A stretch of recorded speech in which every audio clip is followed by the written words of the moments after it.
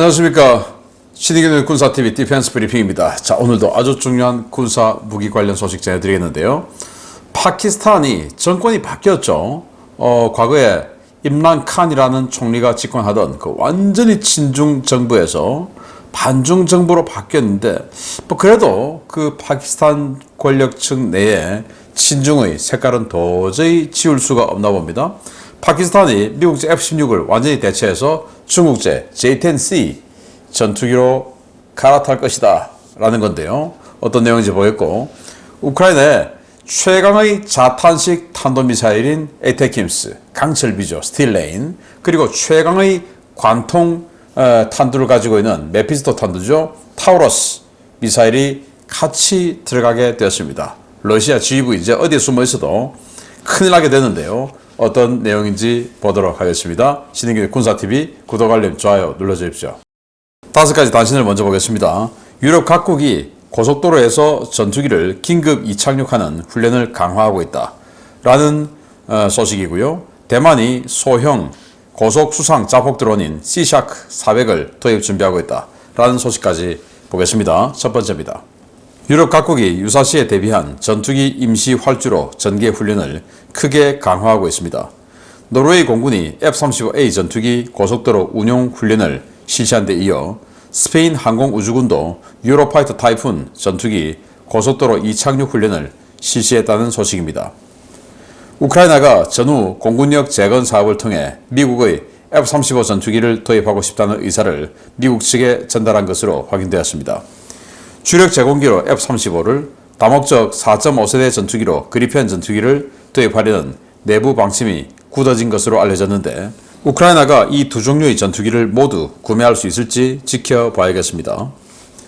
영국과 일본이 주도해 개발 중인 6세대 전투기 프로그램 G캡에 사우디아라비아가 참여할 가능성이 열렸습니다.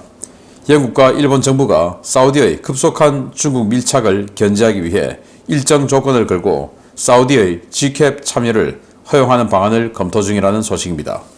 인도 정부가 전자기식 사출기를 탑재하는 차세대 항공모함 구상을 완전히 접고 비크란트함과 동형의 이번함 건조 사업에 착수하기로 잠정 결론 냈다는 소식입니다. 인도 정부와 국방부가 신형 항공모함 획득을 위한 관계부처 회의를 소집하고 비크란트급과 동형의 함정을 추가 건조하기로 합의했습니다. 우크라이나가 다양한 자폭 드론으로 러시아군을 상대로 큰 전과를 거두고 있는 가운데 대만도 드론 전력을 크게 확충하는 모양새입니다. 대만이 일명 C샤크 400으로 명명된 펌프젯 추진 방식의 고속 자폭 드론을 개발해 도입 준비 중이라는 소식입니다. 네, 여기 도로에서 착륙 중인 유로파이터 타이푼 전투기죠. 유로파이터 전투기 같은 고급 전투기가 도로에서 착륙한다. 여기 스페인입니다. 또 있어요. 더 고급입니다. F-35 전투기가 이렇게 또 도로에 착륙하고 있네요. 이게 노르웨이입니다.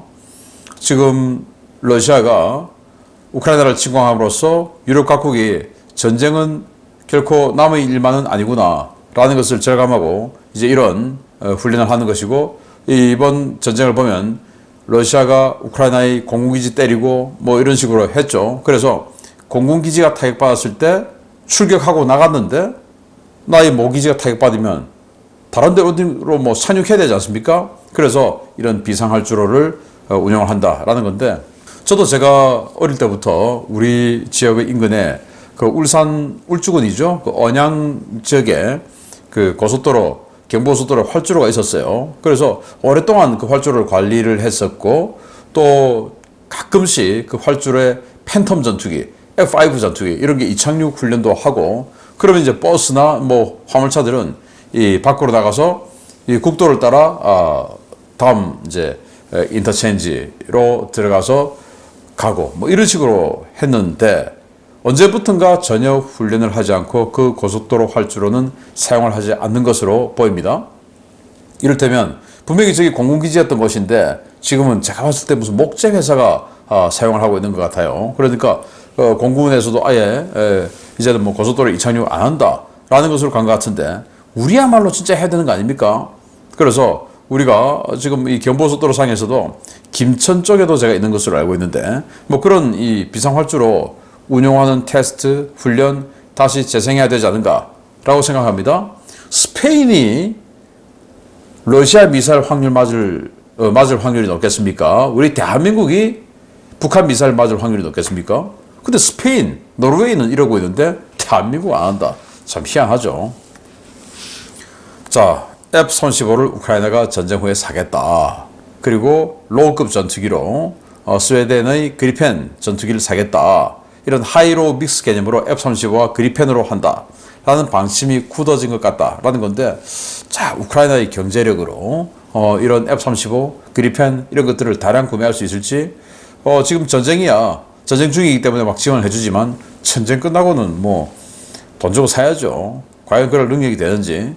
우크라이나는 자원도 많고 그리고 땅도 비옥하고 넓고 한데도 전쟁 전에 우크라이나의 1인당 GDP가 한 2,500달러밖에 안 됐어요. 아주 빈곤한 국가였죠. 그러니까 1인당 GDP $10,000가 넘는 러시아를 동경하는 국민들이 많았던 거죠.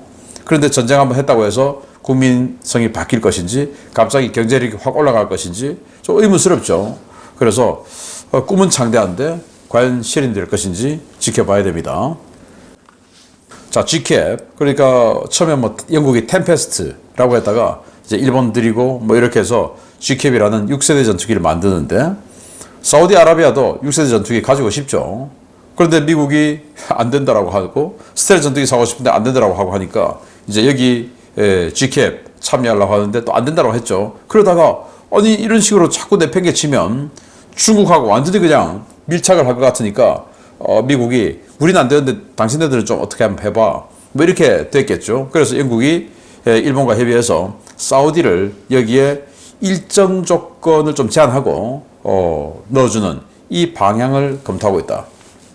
그래서 우리 한국 원전을 사우디 수출하는 게 거의 확정적이었는데 미국의 어깃장으로 지금 원전 수출도 안 되게 됐는데, 그래서 뭐 제일 좋은 시나리오는 지금 미국이 중동 지역을 난장판 만들어 놨지 않습니까? 그래서 제일 좋은 건 사우디가 영국, 일본의 이 G캡을 통해서 6세대 전투기, 스텔스 전투기 가지고 UAE는 우리 한국의 KFX 통해서 블락 3에 투자를 해서 또 스텔스 전투기 가지고, 그리고 이 친중으로 경사되는 것을 스탑을 시킨 다음에 그 원자력 발전소, 사우디 네옴시티 관련한 원자력 발전소 필요하죠. 그걸 한국이 다시 확정짓는, 이게 제일 좋을 것 같은데 좀 그렇게 되기를 기대해 보겠습니다. 바이든 정부 정신 차려야 됩니다. 자, 인도가 이 비크란트 항공모함을 동형을 하나 더 하기로 했다라는 게 거의 확정됐다랍니다. 원래는 비크란트가 아니고 좀 더 큰 덩치 미국으로부터 이말스 전자기식 사출기를 지원받아서 하기로 했는데 미국제 전투기 호넷, 뭐 스포넷 안 했는데 뭐 되겠습니까? 그러니까 그냥 뭐 비크란트 우리 한번 만들어 봤으니까 그거나 그냥 더 하자 해서 이 비크란트급 2척 그리고 비크람 아디티아 1척 해서 3척의 항모체제. 그런데 해군은 우린 5척은 돼야 됩니다 라고 주장하고 있는데 3척으로 마칠지 해군의 주장 요청대로 5척이 갈지, 이 4만 톤짜리 비크란트가 과연 중국과 얼마나 경쟁할 수 있을지 조금 불안하긴 합니다. 자, 대만이 소형 고속 수상 자폭 드론인 시샥 400이라는 걸 도입하는 준비를 하는데, 자, 이거 뭐 선체를 딱 보니까 자폭 드론에 그냥 들이받아서 터지는 겁니다. 어디서 많이 본 거죠? 바로 수상 제트스키 그 선체를 이용해서 이 내부에 이 자폭용 폭약을 집어넣은 겁니다. 자, 수상 제트스키 굉장히 빠르죠. 그걸 가지고 이제 들이받아 버리겠다라는 건데 뭐 컨셉 좋아요. 자, 근데 문제는 데일리 NK의 보도에 따르면 북한이 중국의 대방, 즉 중국의 무역상에게 이 제트스키용 고급 엔진 200대를 요청했다라는 보도가 나왔습니다. 그러면 김정은이가 제트스키 타는 건 이해하겠는데 과연 북한에서 제트스키 200대가 필요하냐? 북한이 혹시 이런 거 만드는 거 아니냐라는 우려가 드는데, 이제는 이 북한의 뭐 공기부양정 러쉬 이런 것만 생각할 게 아니라 이런 이제 수상 자폭 드론이라는 게 새로 등장했으니까 여기에 대한 우리 해군력 방어 대책 반드시 세워야 됩니다. 북한의 제트스키 엔진 200대 중국 대방에 요청했다. 이거 우리 군이 심각하게 받아들여야 됩니다. 자, 주요 소식 들어갑니다. 첫 번째입니다. 정권은 바뀌었지만 정치권 전반과 군부에 뿌리 깊게 박힌 친중 인사들까지 사라지지는 않은 모양입니다. 파키스탄이 점차 노후화가 진행되고 있는 미국의 F-16을 대체하기 위해 대량의 중국산 전투기를 구매한다는 소식입니다. 파키스탄, 미국과 완전히 척을 지고 중국의 순장조가 될 전망입니다. 최근 중국에서 4.5세대 전투기 J-10CE를 36대 도입한 파키스탄이 J-10CE 전력을 100대 이상으로 확충하기로 하고 중국과 추가 도입 협상을 진행하고 있다고 파키스탄 현지 국방 전문 매체들이 9월 25일 리포트했습니다. 현지 매체들은 파키스탄 공군은 현재까지 약 200여 대의 J-10CE를 인수했고 향후 단계적인 추가 발주를 통해 오는 2030년까지 J-10C 보유량을 100여 대 이상으로 늘릴 예정이라며 J-10CE 전투기에 대한 공군의 만족도가 높다라고 전했습니다. 중국과 공동 개발한 자칭 4.5세대 전투기 JF-17을 대량 도입 중인 파키스탄은 JF-17이 최신 개량형인 블락3 버전 기준으로도 인도의 라팔 스탠다드 F-3R에 대적할 수 없다는 판단하에 지난해 말 중국의 J-10CE 전투기를 긴급 발주했습니다. 파키스탄은 자체평가와 중국 현지 원정 훈련을 통해 J-10C 조기 전력화에 박차를 가했는데요. 인도를 견제하기 위한 중국의 적극적 지원 덕분에 파키스탄은 발주 1년 만에 한 개 비행대 완편이 가능한 20여 대의 J-10CE를 인수할 수 있었습니다. J-10CE 전투기는 중국이 주력 4.5세대 전투기로 대량 배치 중인 J-10C의 수출형인데요. 라팔 수준의 세미 스텔스 설계를 구현했고 항공 전자 장비도 유럽의 최신 4.5세대 전투기를 압도하는 수준으로 발전했다는 것이 중국 측 주장입니다. 파키스탄은 100여 대의 J-10CE를 도입해 현재 85대를 보유 중인 F-16 계열을 점진적으로 대체한다는 방침인데요. 미국제 장비를 완전히 포기하고 메이드 인 차이나로 도배하고 있는 파키스탄군, 과연 유사시 인도군과 어떻게 싸우려고 저러는 것인지 모르겠습니다. 네, J-10CE 전투기. 우리 한국의 FA-50이 완전히 총알 배송해서 폴란드에 지금 이번 연말까지 12대 주기로 했고 지금 6대 들어갔죠. 그런데 우리 FA-50보다 더 총알 배송, 이거 완전히 로켓 배송인데 벌써 1년 만에 20대가 들어갔어요. 지금 이게 파키스탄 공군의 J-10C 비행대인데 20대가 벌써 왔다는 겁니다. 중국 공군이 납품받으려고 한 것을 바로 그냥 빼줬다라고 하는데 그럼 우리도 마찬가지죠. 폴란드에 그랬죠. 자, 이게 뭐가 문제냐? 이것도 사실은 미국 때문이 아닌가라고 생각이 되는데 뭐냐면은 F-16을 가지고 있어요. 85대나 가지고 있으니까 꽤 괜찮죠. 그런데 그 F-16을 이 내부에 있는 반군 소탕용으로만 쓸 수 있게끔 테러와 싸우는 용도로만 쓸 수 있게끔 미국이 판매 계약할 때 약정을 걸어 놓은 겁니다. 근데 파키스탄은 테러와의 전쟁을 하는 어떤 그 가능성보다 인도와 싸우는 가능성이 훨씬 높죠. 그래서 지난번에 4년 전에 인도와 파키스탄이 공중전이 벌어졌는데 그때 파키스탄 공군이 F-16을 동원해서 싸웠죠. 그래서 파키스탄은 그걸 부인했습니다. 왜 부인하냐? 미국의 판매 조건 위반이었으니까 인도하고 싸우는 데는 F-16을 동원하면 안 돼요. 그런데 그때 인도 공군이 파키스탄 공군이 쏜 암람 미사일, 암람은 F-16에서만 쏠 수 있죠. 그래서 파키스탄이 가지고 있는 다른 전투기에서는 쏠 수가 없는 겁니다. 그 암람 미사일이 잔해를 공개를 했어요. 그러니까 쟤들 미국하고 계약 위반한 거야 라고 했는데 그런 식으로 제안을 하니까 파키스탄은 F-16의 활용도가 너무 떨어지는 거죠. 그게 F-16이 좋다 안 좋다에 떠나서 활용도가 떨어지는, 인도하고 싸울 때 못 쓰니까. 그래서 러시아제 전투기 하려고 하면 또 인도가 지금 러시아하고 수호이 30 어마어마하게 지금 라이센스 생산하니까 또 안 되죠. 그러면 유럽제 전투기 갑자기 구매하려고 하니까 비싸고 안 되죠. 그러니까 이제 중국제 전투기를 쓸 수밖에 없지 않느냐라는 건데, 참 미국이 인도의 눈치를 보는 것도 있겠지만 그래도 중국으로 완전히 그냥 넘어가는 이런 거는 좀 막아야 되지 않나. 라는 생각이 드는데, 자, 이렇게 되면 파키스탄은 완전히 중국제 무기로 도배를 하죠. VT4 전차 지금 또 추가 생산하기로 했다고 하니까 JF-17, 또 그러면 또 인도는 인도제 무기로 또 도배를 하죠. 그래서 야 JF-17 나와 우리 테자스 나간다 싸우고, 야 J-10C 나와 우리 테자스 마크2 나간다 싸우고, 그래서 아주 허접한 그런 개싸움을 하게 될 예정 같은데, 아주 뭐 그냥 강력한 전투기 무기 뭐 이런 것들 아니고 그냥 뭐 허접한 듯 그게 완전히 그냥 개싸움 하는 그 모습 아니겠습니까? 기대됩니다. 그렇지만 전쟁은 안 해야 되겠죠. 다음입니다. 우크라이나가 이번 젤렌스키 대통령의 유엔 총회 참석을 통해 미국과 독일을 설득하는 데 성공한 모양입니다. 미국이 에이테킴스를, 독일이 타우로스 미사일 공여를 결정하고 우크라이나 공급을 위한 준비 작업에 착수했다는 소식입니다. 바이든 행정부가 우크라이나에 에이테킴스 전술 지대지 탄도미사일을 공급하기로 결정하고, 미사일 공여를 위한 미사일 지오펜싱 작업과 하이마스 발사 차량의 소프트웨어 개조 작업을 준비하고 있다고 복수의 워싱턴 소식통이 9월 25일 리포트했습니다. 미국은 지난 9월 23일 우크라이나에 집속 탄도를 탑재한 에이테킴스 미사일을 공급하기로 결정했는데요. 현재 공여가 유력시되는 모델은 사거리 165km에 다목적 자탄 950여 발이 내장된 블락 1 버전과 사거리 300km에 다목적 자탄 300발이 내장된 블락 1A 버전 두 종류입니다.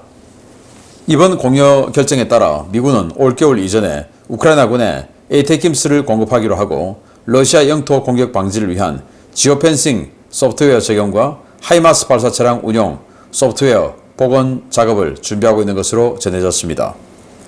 미국이 에이테킴스 공급을 결정하자 독일도 타우로스 미사일 공여를 잠정 확정했습니다. 독일 타블레드 신문 빌트는 총리실이 타우로스 미사일 공여에 반대하던 기존 입장을 바꿨다라며 미사일 공여를 위한 준비가 진행되고 있다라고 전했습니다. 독일 측은 우크라이나에 타우로스 미사일을 공여하는 데 소요되는 시간이 3개월 정도라고 밝혔는데요. 미사일 자체는 재고분해서 공급할 수 있다고 하더라도 시스템 통합과 교육 훈련 과정에 최소 3개월이 필요하다는 입장을 우크라이나 측에 전한 것으로 알려졌습니다. 독일 역시 타우로스 미사일에 지오펜싱 기술을 적용해 러시아 영토 공격이 불가능하도록 개조한 뒤 공급할 계획인데요. 기존에 공개된 스톰 섀도우나 스칼프 이지와 비교할 수 없을 정도로 강력한 관통 능력을 가진 타우로스가 공개되면 러시아군은 군단급 지휘소 대부분을 우크라이나 영토 밖으로 옮겨야 할 처지가 될 전망입니다.